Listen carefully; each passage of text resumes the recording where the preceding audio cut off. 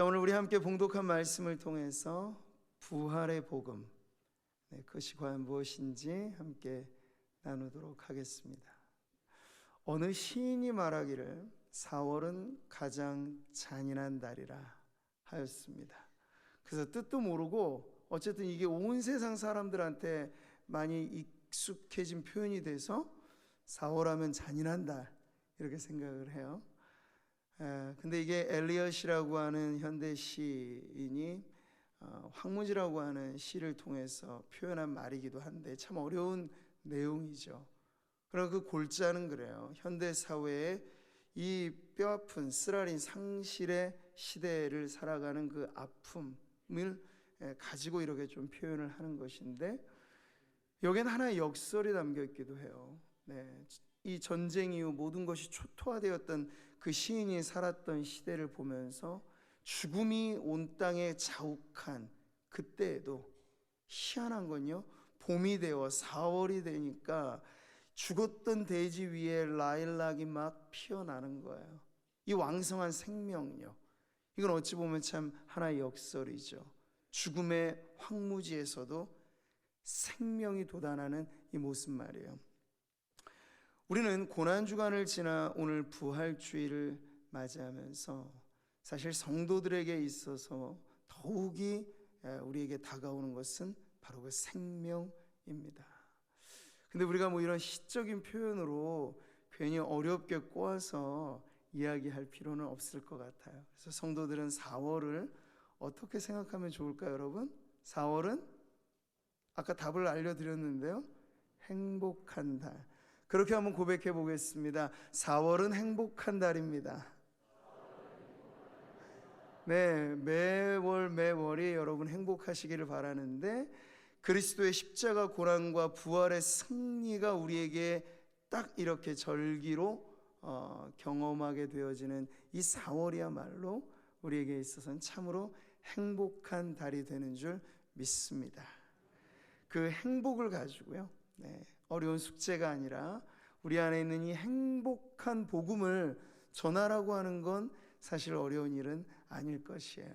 그래서 오늘부터 시작되는 사랑 나눔 축제에 우리가 그 행복을 나누는 성도님들 되시기를 축복합니다. 자, 오늘 마태복음은요, 부활의 복음을 하나의 사건으로, 그 사건이 담고 있는 의미로서, 그리고 우리가 가져야 될 신앙으로 알려줍니다. 자, 첫 번째 우리가 주목해 보는 것은 그리스도 부활의 역사적 사건입니다. 오늘 우리 마태복음의 마지막 장의 내용을 보는데요, 여기에 전대미문이라 할 만한 아주 놀라운 사건이 일어나죠. 바로 예수님이 죽으셨다가 다시 사신 사건이에요.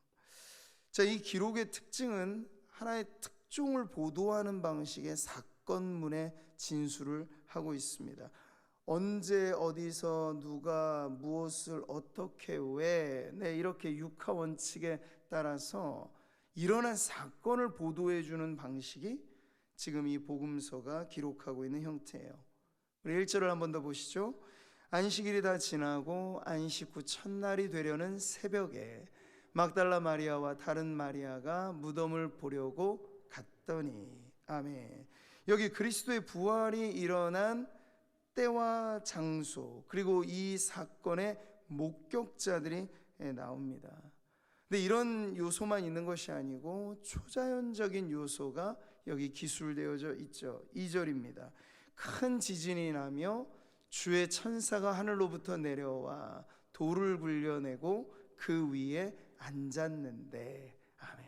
예수님이 이 땅에 처음 탄생하실 때, 그리고 예수님께서 다시 사신 때, 이 천사의 등장이라고 하는 것이 가지고 있는 의미는, 이건 인간적인 이야기가 아니고 사람이 고안해낸 말들이 아니고, 이건 하늘로부터 하나님께서 일으키신 사건이다. 예수님의 탄생도 그러하고 예수님의 부활도 그러하다라는 의미에서 그 시작과 지금의 이 자리에 천사의 등장이 나오고 있는 것이에요. 근데 여러분, 이게 만약 그냥 우리끼리만 아는 비밀로 합시다라고 하면 얘기는 좀 달라져요. 만약 그랬더라면 사실 기독교가 2000년의 역사를 통해서 온 세계에 이와 같이 퍼지는 일은 사실 어려웠을 거예요. 거의 사교가 그러죠. 자기들끼만 아는 비밀스러운 어떤 내용들을 가지고 음성화된 집단으로 종교 생활을 하는. 근데 기독교는 그런 사교가 아니에요. 만일천하에 드러난 사건으로부터 시작된 놀라운 구원의 역사이죠. 그렇기 때문에 여러분 오늘 본문에 보시면요, 예수님을 평상시 믿고 따랐던 제자들이나 어떤 직계 측근들에게 이것이 먼저 알려졌다 아니고요, 전혀 예수님과 무관하고 오히려 그 무덤을 굳게 지켜라, 누구도 여기서 허튼 짓 하지 못하게. 이게 당시 바리새인들, 종교 지도자들, 빌라도 그들이 겁먹었던 거예요. 예수님께서 고난받고 죽으시고 부활하실 것에 대해서 예고를 하셨거든요. 근데 그런 일이 혹여나 믿지는 않았지만 일어나서도 안 되고, 비스무리하게 제자들이 와서 뭐 시체를 훔쳐다가 이걸 날조시켜도 안 되기 때문에 지키라고 세워둔 경비병이, 그 경비병들이 이 사건을 목격한 거예요. 놀랄 일이죠. 그러니까 이건 단순히 우리끼리 짜고 하는 뭐 그런 게 아니다라고 하는 객관적인 사건의 진술을 지금 보여주고 있는 것입니다. 그래서 그들의 첫 번째 반응은 놀라움이었고 두려움이었습니다.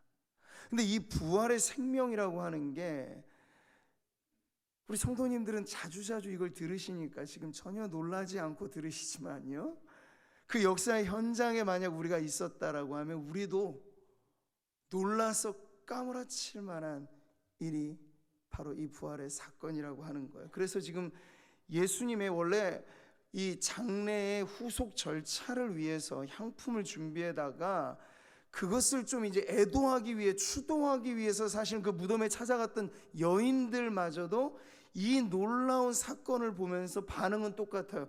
놀랍고 두려워했더라 하는 이런 반응을 보여주고 있죠. 이 두려움, 놀라움이 이 부활 사건이 가지고 있는 사실성을 그대로 지금 보여주고 있는 반응입니다. 자, 그렇기 때문에 천사가 먼저 소식을 전해주기 전에 이 여인들을 안심시키면서 하는 말, 너희는 무서워하지 말라. 십자가에 못 박히신 예수를 너희가 찾는 줄을 내가 아노라. 그가 여기 계시지 않고 그가 말씀하시던 대로 살아나셨느니라. 아멘. 자, 우리가 첫 번째로 이 모든 기록을 통해서 알아야 될 사실, 예수 그리스도의 부활은 명백한 역사적인 사건이라 하는 것입니다. 기독교 복음은요, 설화가 아니고 신화가 아닙니다. 네. 마태복음 28장의 이 보도, 여러분이 만약 예수님의 역사의 연대기를 AD, BC, 이전과 이후를 나누는 명백한 탄생은 누구도 부인하지 않잖아요. 예수님이 역사적 실존 인물이었다는 걸 부인할 사람은 아무도 없죠. 그건 역사 전체를 부정하는 거가 되니까요. 죽으셨다는 사실까지는 모두가 다 인정합니다. 근데 그분이 과연 다시 살아나셨는가, 이 부분에서 이제 신앙이 갈리게 되는 거예요. 그럴 때 먼저 이 복음의 방식은요, 설득하지 않아요. 뭐 감동적으로 이걸 뭐 소설 한 편 읽고 영화 한 편 보고 해서 감동받아서 믿으시라, 이런 얘기가 아니야. 이건 일어난 사건이다라고 하는 걸 먼저 명백하게 제시하는 것이죠. 근데 거기서부터 사실 우리의 신앙이 나오게 되기 때문이에요. 여기 보십시오, 여러분. 많은 부분들이 증거물로 충분하리만큼 나옵니다. 빈 무덤이 그렇습니다. 죽은 자를 덮어놓았던 수의가 개켜져 있습니다. 현장의 목격자는 친한 몇몇 사람들만이 아니고 적대적인 사람들에게까지도 이 소식은 그대로 전해졌습니다. 당시 정치 지도자들, 종교 지도자들, 이걸 모르지 않았다는 얘기예요. 자, 그렇기 때문에 여러분, 그리스도의 부활에 대해서는 증거 불충분이 아니라 믿을 만한 증거가 충분하리만큼 넘쳐난다는 것이 오늘 이 본문이 우리에게 전하고 싶은 메시지이죠. 사랑하는 성도 여러분, 저와 여러분의 신앙의 기초는 무엇입니까? 감동적인 이야기입니까? 그런 감동적인 이야기는 세상에 많습니다. 그러나 감동적인 이야기가 우리를 구원해 주지 못합니다. 어떤 선한 삶을 살았던 사람에 대한 위대함의 추앙입니까? 그런 위인들도 세상에는 많고 많습니다. 그러나 우리가 믿는 건 위인이 아닙니다. 예수 그리스도는 위인의 반열에 있는 분이 아니고 감동적인 이야기를 전해 선사해주는 그런 정도의 사람이 아니고, 그분은 우리의 죄를 짊어지고 십자가에 지셔서 만약 죽으시고 그게 끝이었다면 죄에서 헤어날 길은 저와 여러분에겐 없었을 것입니다. 그런데 놀랍게도 예수님이 죄를 짊어지시고 그 죄의 문제를 이기셨다라고 하는 증거로서 부활하셨습니다. 다시 사신 영광의 주님은 죄의 연쇄 반응이 뭔가요? 죄가 세상에 들어옴으로 이제 모든 세상의 시스템과 패러다임, 모든 것 안에 고통이 있고 생로병사라고 하는 인간의 굴레가 생기게 되었습니다. 근데 이것에서부터 인간을 구원해낼 이가 과연 누구일까? 그 안에 얽혀 살아가는 인생이 어찌 또 다른 인생을 살리겠습니까? 그래서 공자는 우리의 구원자가 못 되고 석가모니가 우리의 구원자가 못 되는 이유는 그들도 그 굴레 안에 살다가 죽어갔던 한 인생에 지나지 않기 때문이에요. 그러나 예수님은 누구십니까? 그 굴레를 깨셨어요. 사망을 이긴 생명, 이것이 바로 그리스도의 부활이 가지고 있는 역사성이라는 사실입니다. 우리가 그리스도를 믿는다는 것에 여러분 충분한 증거가 있음을 기억하시고, 그래서 신앙은 언제나 덮어놓고 믿어서는 안 되고 성경을 보시고 이 말씀으로부터 우리의 믿음을 가질 때 우리 안에 세상이 흔들지 못할 확신 있는 믿음을 갖게 될 줄 여러분 바라시고, 여러분의 믿음을 그와 같이 가지시기를 축복합니다. 자, 두 번째, 부활이 역사적 사건이었다면 여러분 역사는 의미를 갖고 있습니다. 역사의 모든 것들은 사건의 열거인데 무의미한 사건을 우리가 다루지는 않습니다. 역사는 의미 있는 사건을 해석하는 것이고 그것을 오늘에 적용하는 것인데, 가장 의미 있는 사건, 가장 위대한 사건, 예수 그리스도의 부활은 그렇다면 어떤 의미를 갖고 있을까요? 먼저 우리가 한 가지 오해하지 말아야 될 것은 그리스도의 부활이 단순한 회생이 아니다 하는 사실이에요. 여기서 제가 말하는 단순한 회생은 그것도 놀라운 기적인데, 요한복음 11장에 나와 있는 죽은 나사로가 살아난 일과 누가복음 7장에 나오는 나인성 과부의 아들이 죽었다가 살아난 일과 한번 비교해 보는 거죠. 과연 예수님의 부활이 이들이 다시 살아난 것과 같은 범주에 속한 것인가? 아니라는 거예요. 여러분, 죽은 나사로가 살아난 것, 예수님이 일으키신 기적이었고 과부의 아들이 살아난 것도 기적이었습니다. 그러나 그 다음의 이야기를 여러분, 저와 여러분은 모르죠. 성경에 기록되진 않았으니까. 그러나 분명한 건 죽었다가 다시 살아난 나사로도 오래오래 잘 사시다가 돌아가셨대요. 이겁니다. 죽었다가 다시 살아난 나인성 과부의 아들도 엄마의 기쁨이 되고 가정을 부양하고 아주 의미 있는 삶을 살다가 제때가 되어 죽었대요. 그 얘기입니다. 이 모든 죽음이 놀라운 기적을 보여주는 생명인 것처럼 보이기는 하지만 예수님의 부활은 그것과는 비교할 수 없는 거예요. 왠지 아세요, 여러분? 예수님은 다시 사시고 다시 사시고 계속 사시고 계속 사시고 지금도 영원히 사시는 분이기 때문에, 할렐루야. 이게 그리스도의 부활이 가지고 있는 그 생명의 차이이죠. 예수께서 이르시되 나는 부활이요 생명이니 나를 믿는 자는 죽어도 살겠고. 아멘. 이건 이제 예수님의 부활을 통해서 이 이후에 일어나게 될 믿는 바 성도들의 부활에 대한 예고인데, 여기서 말하는 이 생명은 다시 죽을 수 없는 생명인 걸 믿으시기 바라요. 그래서 예수님의 부활은 따라하겠습니다. 사망을 이긴 생명입니다. 역사상 어느 누가 사망을 이겼습니까? 위대한 통치자, 온 세상을 군림하였던 내 대단하리만큼 강력한 리더 누구도 죽음의 권세 앞에 승리하지 못했습니다. 오직 예수 그리스도만이 사망을 이긴 승리로 부활의 영광에 이르게 되신 것이에요. 그러니까 여러분, 살아있다고 하여 다 똑같은 생명이 사실은 아닌 것이죠. 이제 갓 신생아로 태어난 아기와 지금 언제일지 모를 마지막 호흡기로 연명하는 만약 이 중환자실의 환자, 호흡이 붙어있는 한 우리는 다 살아있다고 말을 합니다. 그러나 이 두 생명을 어찌 동일한 이 상태로 우리가 말할 수 있겠어요? 태어난 아기는 그야말로 왕성한 생명력을 보여주잖아요. 근데 마찬가지로 죽었다가 나사로가 살아나든 죽었다가 그 청년이 살아나든 어떠한 살아남의 역사도 그리스도의 부활과는 비교할 수 없어요.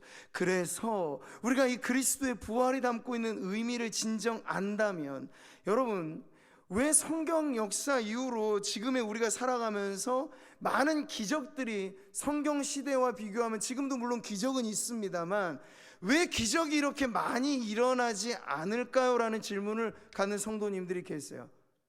이것은요, 그리스도의 부활이라고 하는 전대미문의 사건이 기적의 완결판이라는 의미를 갖고 있습니다. 그게 무슨 의미인가요, 여러분? 우리가 별의별 기적을 다 보고 희한한 일들을 경험하고 그렇다 해서 믿음이 생기면 좋은 일이지만, 여러분, 기적을 본다고 믿음이 생기진 않아요.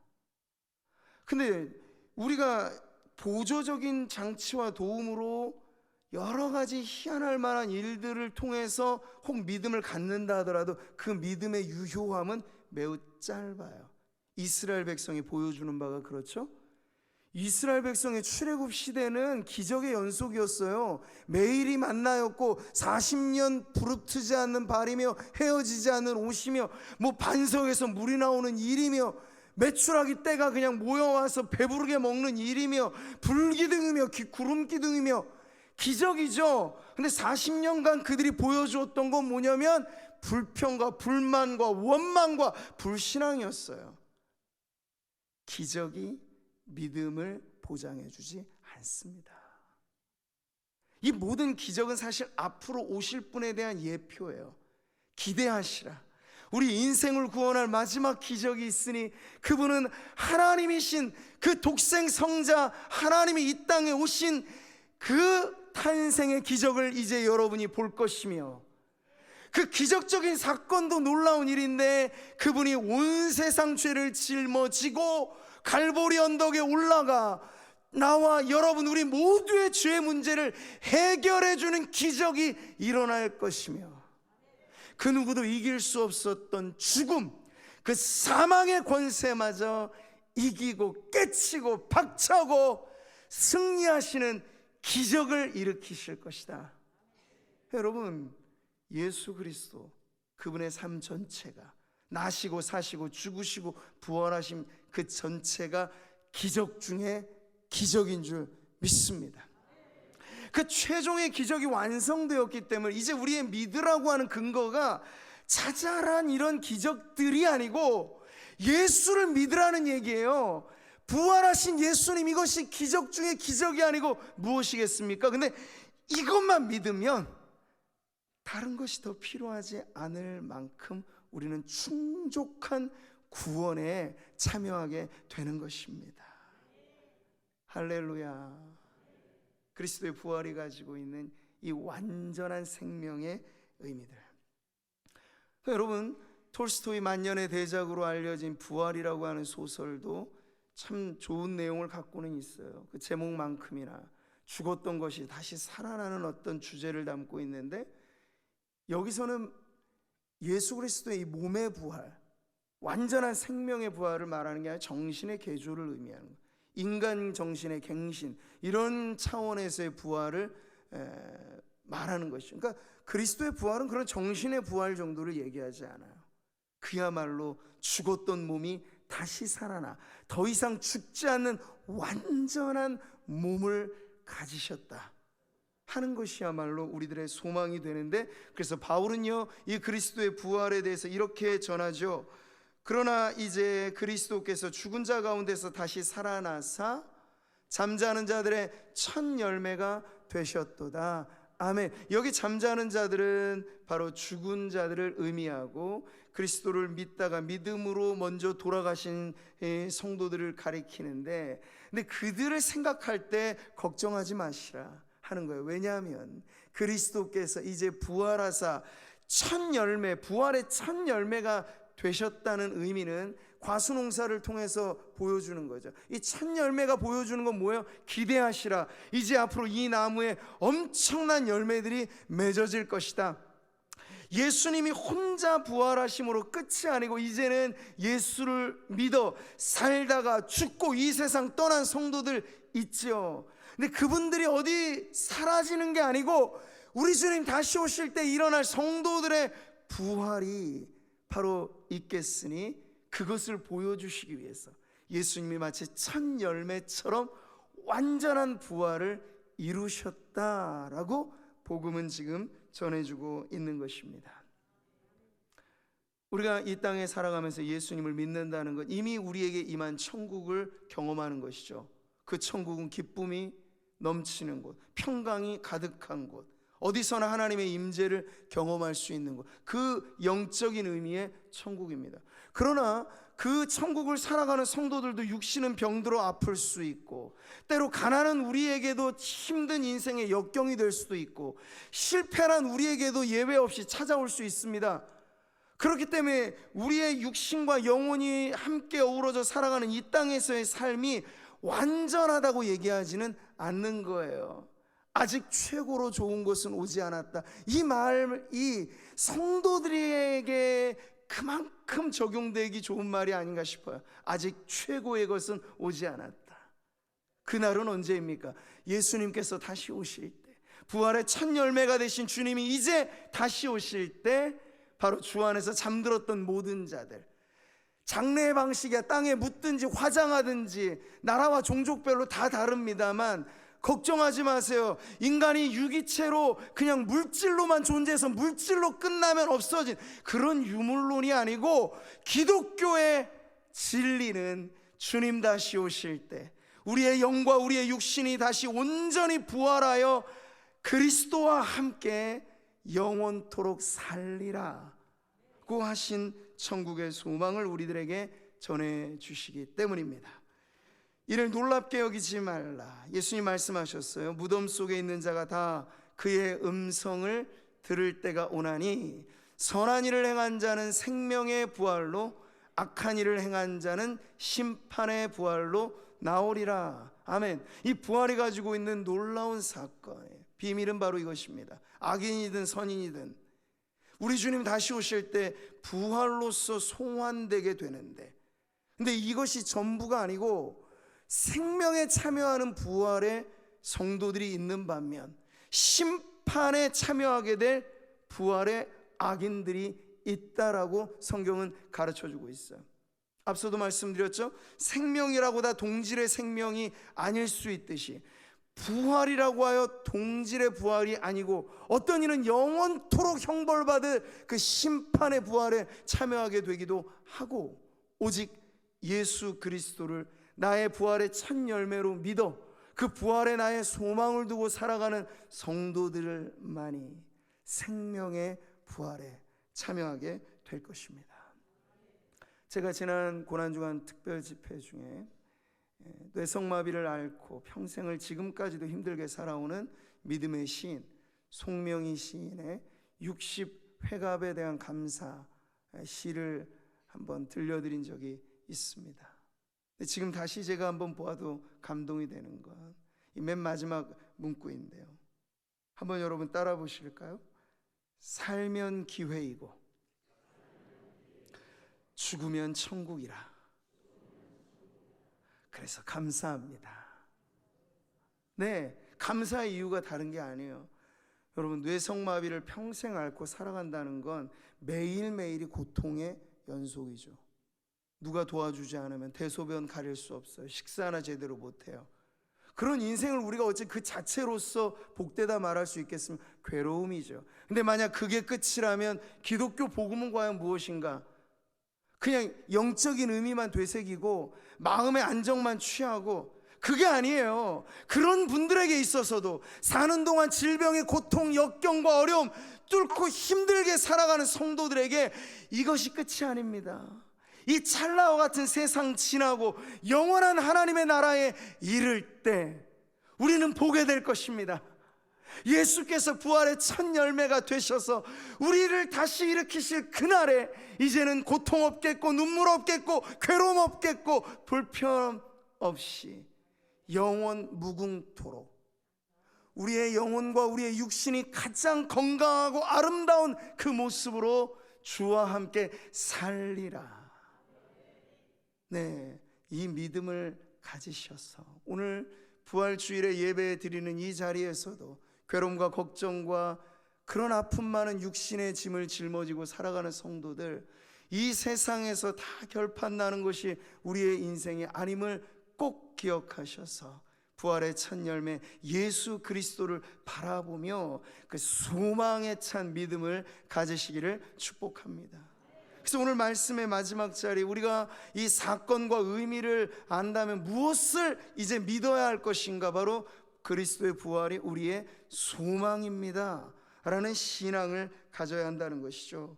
성경은 말씀합니다. 그의 능력이, 하나님의 능력이 그리스도 안에서 역사하사 죽은 자들 가운데서 다시 살리시고, 우리는 그리스도의 부활을 통해 뭘 봅니까? 하나님의 능력이 어느 정도인가를 보는 것이에요. 그냥 죽었다가 살아난 정도가 아니고 더 이상 죽지 않는 부활의 완전한 몸을 갖게 하시는 하나님의 능력. 근데 성경은 말씀합니다. 같이 보시죠. 예수를 죽은 자 가운데서 살리신 이의 영이 너희 안에 거하시면, 그리스도 예수를 죽은 자 가운데서 살리신 이가 너희 안에 거하시는 그의 영으로 말미암아 너희 죽을 몸도 살리시리라. 아멘. 우리는 그리스도의 부활을 믿습니다. 그 신앙의 고백은 무엇을 포함한 것이죠? 그 부활의 능력이 나를 살릴 줄 믿습니다. 바로 그거예요. 그렇기 때문에 그리스도의 부활은 나의 영원한 소망이 되는 것이죠. 예수 그리스도를 죽은 자 가운데서 부활하게 하심으로 말미암아 우리를 거듭나게 하사 무엇이 있게 하셨다고요? 산소망, 살아있는 소망을 갖게 하신 하나님께 모든 영광을 돌려드립니다. 오늘 부활주일 이 말씀을 통해서 그 첫 목격자들, 예수님을 믿고 따랐던 그 여인들의 반응은 두렵기도 했지만 또 하나 주체할 수 없는 큰 기쁨이 있었어요. 그 여자들이 무서움과 큰 기쁨으로 빨리 무덤을 떠나 제자들에게 알리려고 다름질할세. 이것입니다, 여러분. 우리가 부활의 기쁜 소식을 믿는다면, 그 믿음이 진정 우리에게 진짜로 역사하는 믿음이라면 우리 안에 무엇이 증거가 될까요? 기쁨이 있을 것입니다. 성도들이여, 기뻐하십시오. 우리가 믿는 예수님은 그냥 돌아가시고 끝난 분이 아니에요.